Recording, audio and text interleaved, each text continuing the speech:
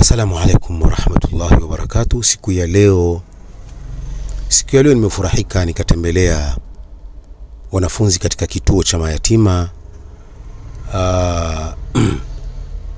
Markaz Al-Walidain Lil-Aitam, kituo cha Al-Walidain kinacholea mayatima hapa Kinondo, Mabungo. Al-Walidain kituo cha julikana hiki.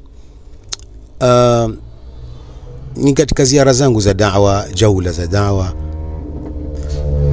nimetembelea kituo hiki na nikajaribu kuzungumza na wanafunzi hapa na pale, kwa sababu ndio uwanja wetu huo.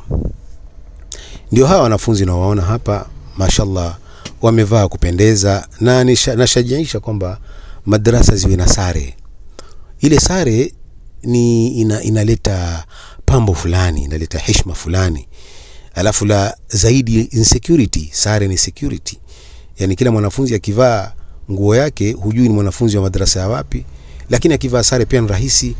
Ukimuona amepotea njia unajua huyu ni Markaz Al-Walidain. Sare zao hizo.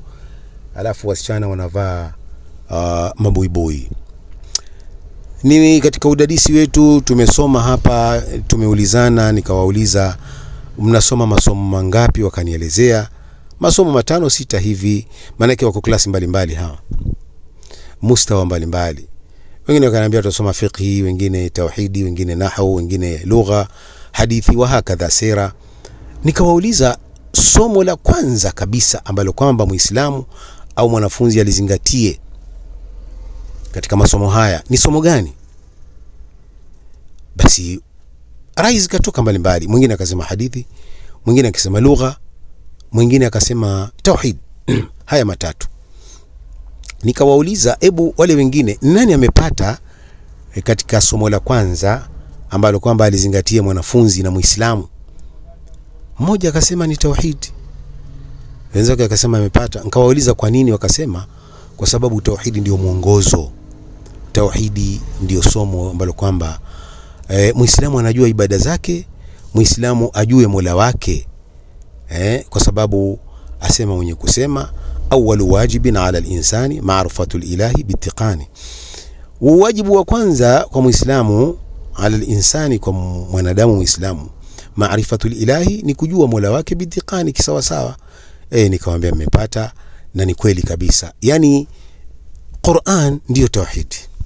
Kwa hivyo aliposema tauhid ndio Qur'an, tauhid ndio mwongozo, tauhid ndio inamuongoza mtu, inamfanya ni mtu, inamwepusha na shirki, na shirki ni ibada mbaya, ni kitu kibaya. Kwa hivyo yani akiwa ni mwana tauhidi yeye atakuwa ni ameongoka. Kwa hivyo siku yangu imalizika hivyo leo, mashallah. Walimu wa Al-Walidain kakutana nao, nimewashukuru kwa kazi kubwa wanaoifanya. Mwenyezi Mungu awape afya insha Allah na awape nguvu ya kuweza kusomesha.